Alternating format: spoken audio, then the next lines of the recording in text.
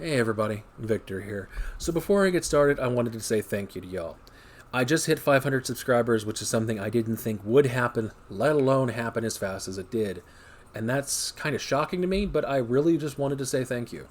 I hope that you guys are liking the content, but more importantly, I hope it's helping you guys play the nations a bit easier, think of new strategies, or simply have more fun in the game. So truly, thank you. I hope you join the Discord because I'd love to talk to all of you.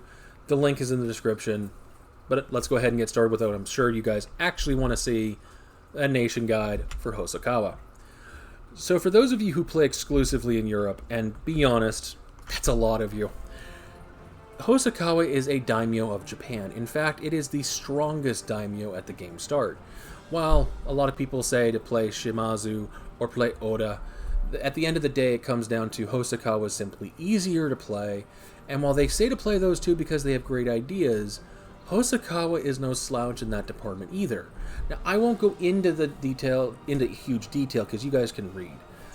However, it has trade power abroad, which is one of the stronger ideas that you can find, especially because this is really important because most trade nodes you're going to find is going to be abroad. If you guys don't know how this works, let me know in a comment below. I will make a trade guide if there's enough people that really need to have it. But then you also have manpower, force limit, dev costs, but more importantly than all of those, you start with galley combat ability. Now if you look at Japan, you are on two of the islands, which is great. The one up here, yeah, that's far away. By the time you get there, you really should have a strong navy. But you also have this one down here, which you're going to have to expand into early. By having that galley combat ability, it's going to make it so you can get over there easier than you probably would otherwise. So having that is a very, very nice touch. Now, most people say to play these two, especially in multiplayer. I would recommend playing, especially if you're new to EU4 or new to Japan, to play Hosokawa, or if you're playing in a multiplayer where you cannot afford to lose. Simply put, their OPMs in Seguko Jidai, which means you're going to be massively fighting everybody. So yeah, being in one province minor tends to make that a lot more difficult. So just play the larger nation if you need to have it done. But let's go ahead and get started with how to actually do this. When it comes to the military, hire 3 more infantry and make your ruler into a general. At the end of the day, while your ruler is not bad, in fact, he's above average, you're probably not going to be able to keep him around. The shogun can absolutely make you commit seppuku when you declare a war. So at any time during a war, your king can be told to die. And there's really nothing you can really do about it. It's just going to happen. As a result, don't get attached to him. You usually can get away with the first one, but the second one, he will usually make you commit seppuku. The problem with this is, if you make your ruler into generals and you're not paying attention, he can absolutely die, including in the middle of a battle. So look at what he ends up being. If he's useful, such as this guy who has a siege pip, use him. If he's not useful, still hire a normal general. If for no other reason, then it is an option that the shogun cannot simply kill, though he can steal. So, not ideal, but an option. As far as your navy, you start off with 2 separate fleets, combine them together. One of them is a single light ship. That one light ship is not going to be able to protect trade enough to make you enough money to justify it. This is doubly true if you're anything like me and you forget about your trade ships when you declare war. I lose trade ships all the time because I'm simply not paying attention and don't realize I didn't call them in yet. It happens all the time, and if you're anything like me, just keep them with you. If you didn't notice, I have an admiral. It doesn't really matter what their stats are between fire and shock. Take whatever you get. And lastly, drop their maintenance. This only saves you about 0.2 ducats. Really not a whole lot. But you're not going to need your navy right away. You're just not. When you need your navy, you can increase the maintenance, do what you need to do with the navy, put them back in Setsu, and just deactivate them again. The reason why is this is your capital, which means there's a fort on it, which means by the time they siege it down, you should have noticed it and turn your fleet back on. Meaning you're able to move them in and out trying to defend yourself. Also, The other thing I want to point out, if you hadn't noticed, you are on 3 separate areas. If you use this separate island as a place to cause stack wipes, this will make your life a lot easier. Basically, I'll put it this way. If they are trying to retreat from Awa over to Setsu, and you send out your navy even for 1 day, they can't make that path, so they stop and get stack wiped. Use it to your advantage. This island right here is the strongest thing you have during the opening conflicts. But now that is your military done, basic tactics that you need to be aware of, let's go ahead and talk about your rivals. At the start of the game, you get some certain rivals here. You can get Imagawa, Otomo. You will almost always get Amago as an option. Uchi is an option. Oda is a fairly common one. And Shiba. These are the rivals you will typically get. And I mean, these are the ones I've only gotten in my 60 or so runs. If you notice, you kind of have very limited options. However, at the next monthly tick, you should have more. And I mean a lot more. So go ahead and wait for the next month, because your power projection is not exactly going to go up by declaring a rival at this point. So just let it go. You can handle it in a month. As far as who you rival, these people right here are your expansion paths. Everything in this box. All of these guys.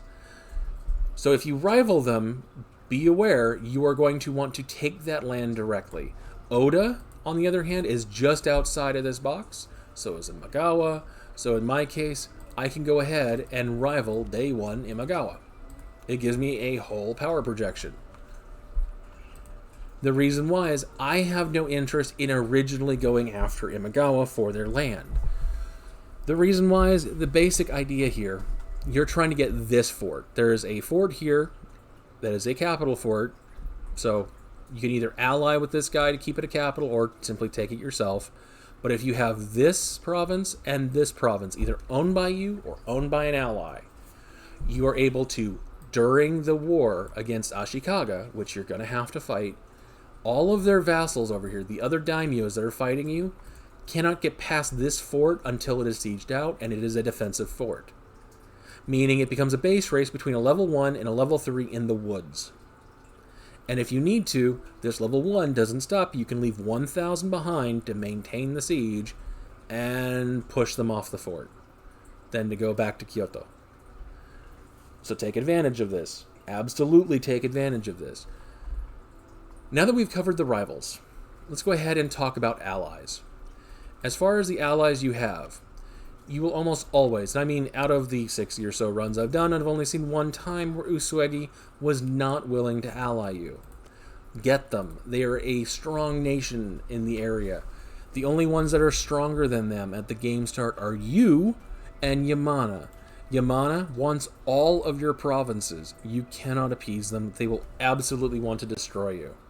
So just accept the fact that they're going to probably be your main target and main rival, even though for some reason you can't rival them at the game start. You do start with 2 other allies. Hatakayama, which is the guy that owns this province and this province, and Tokugawa.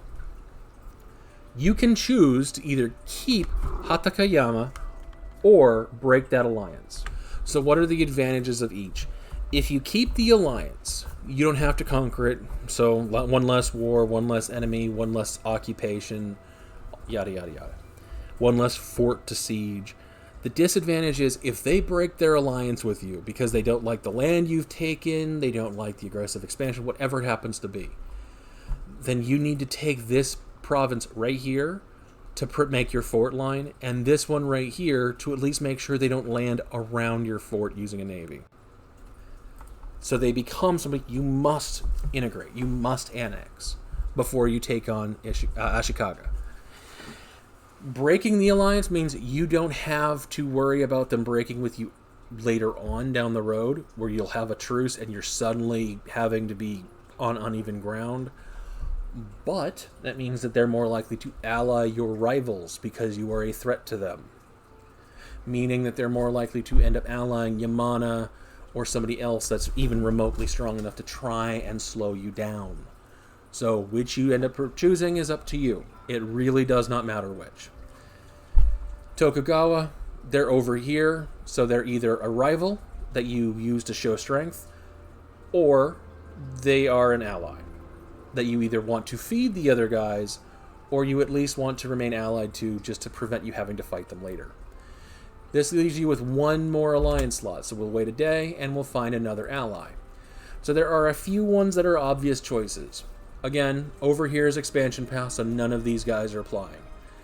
You can, again, ally Toki to get this fort on your side, but you can also ally Ando, which is an option.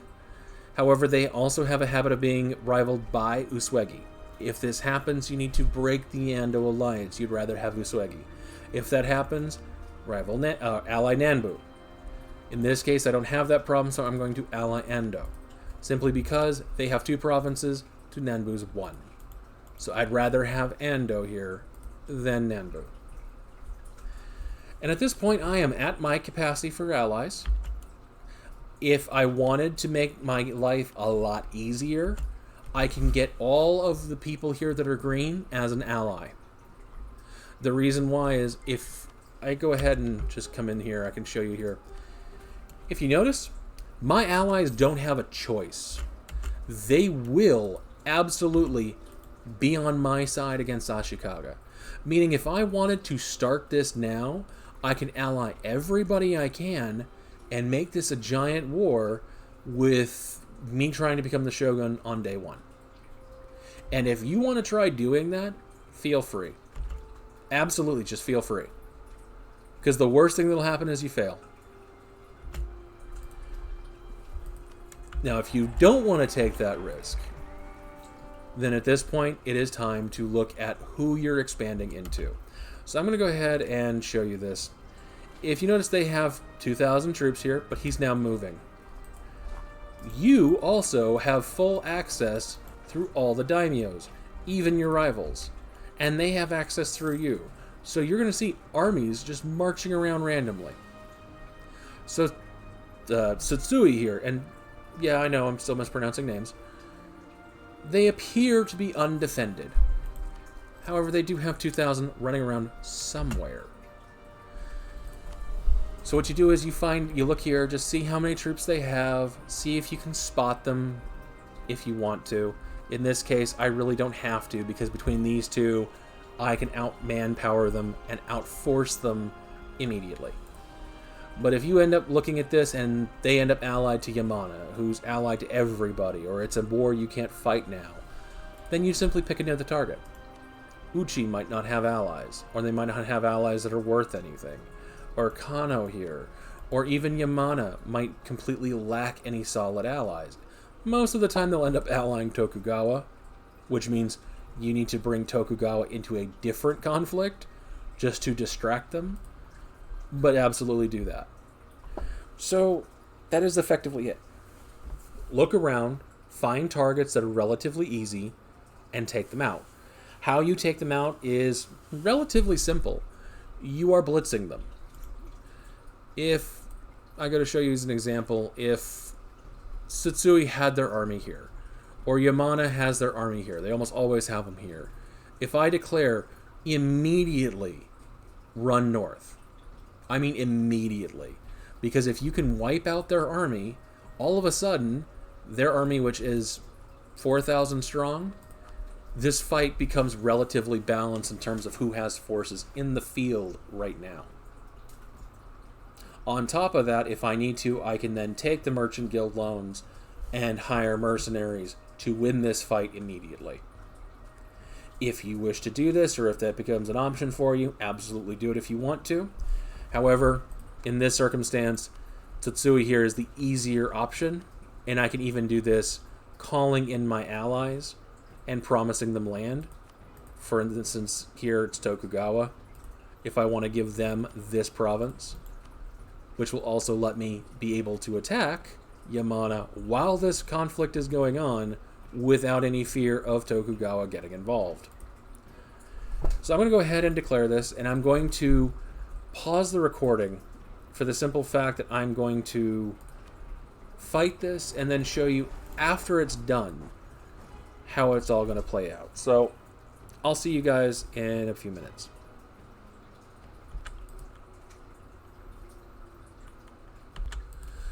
And welcome back. So this is what I ended up with, and I couldn't take Yamana because I broke their alliance with Tokugawa by attacking one of their other allies. So they allied Usagi. So I attacked another one of their allies and broke that alliance. So they allied with Hatakayama. And I just broke that, so I'm just going to call it here before I keep going through this cycle. Now at this point, I'm able to take out Ashikaga with relative ease. They have more manpower in reserve, but realistically, it's a bunch of one-province miners, and I'm just waiting for Usagi to take them out. So why am I wanting to point this out? Two things can happen. Either you can attack Ashikaga for War for the Emperor, and you take 3 stability hit and 3 war exhaustion, which is bad. But your allies are required to come in. They don't have a choice. They're coming in no matter what. If Ashikaga attacks you, however, they have a choice on whether or not they defend you.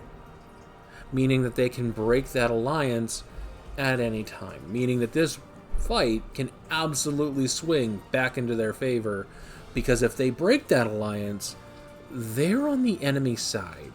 Usually. And I say usually because I've seen it happen, and then I've seen it not happen for whatever reason. So just be aware, it can absolutely swing against you if you let this sit for too long. What's going to determine what happens is whether or not Ashikaga is wanting to allow you to continue. If they want to allow you to continue to expand. If you can get into separate fights with as many daimyos at this point as you can, try and take them out as fast as possible. The faster you take them out, the easier your life is going to be. Now, once you take out Ashikaga, I'm not going to keep playing this to show you what happens, but basically you're able to become the shogun, and everyone in Japan ends up becoming your vassal. And you're done. They have to now follow you. They become your vassal swarm. They become your bludgeon with which to attack all of East Asia. And you can absolutely, at that point, once you're done and you've consolidated all of Japan, form Japan. If you wish to do that, you absolutely can. However, you can also, if you choose not to state everything that you're taking, also move into Manchuria and flip to Manchurian culture and form Manchu. Or you can even go down into Indonesia and form Malaya if you so desire. Meaning you would have their idea sets, so banners and Manchu ideas, or Malaya with their massive trade ideas plus fleet combat ability and all that. You can pick whatever you want. You can even choose to form Qing, however you will lose the shogunate at that point. I will say, however, if you end up forming Qing, all of the vassals you had under being shogun do not get added as a diplo relation. So they stay as free vassals, though any vassal you take after that will also consider their power, not just the other vassal's power, including the shogun vassal's power, not just their own, when considering whether or not they want independence. The only other thing I wanted to mention is, since a lot of people will try this, be aware, just in case you missed it, the requirements to form colonialism, to spawn it, have changed. You still have to have Quest for the New World, which is the second idea of exploration. You must still find the New World, but you also have to have a province on it. That is the point. You have to actually colonize something over there. Or at least have a colony in progress. You can't simply have discovered it. It does not work anymore. So if you're going to try and spawn colonialism, make sure you actually get a colony in Alaska before you end up moving on. Other than that, you guys should be more than capable of using this guide to get yourself off the ground as Hosokawa and move yourself towards becoming the shogun, and then whatever you want after that. because you can keep the Shogun even if you form another tag, so long as it does not replace that original government type. So if you want to, you can even try to become the Shogun Mughals, because the Mughals is on the second tier. So I hope this ends up giving you guys some ideas on some curse campaigns. I also hope this makes it easier for you guys to form Japan and do everything else you guys need to do for your achievements, especially going through all your incidents here. And in case you guys don't know what these are, I would recommend looking them up on the wiki. But there you go, just in case you want to pause it, seeing what they can do. They are pretty strong if you do it correctly for the right ones at the right times. But with that, I'm going to go ahead and end this guide. If you like this kind of content, like and subscribe. I will absolutely be doing more of it.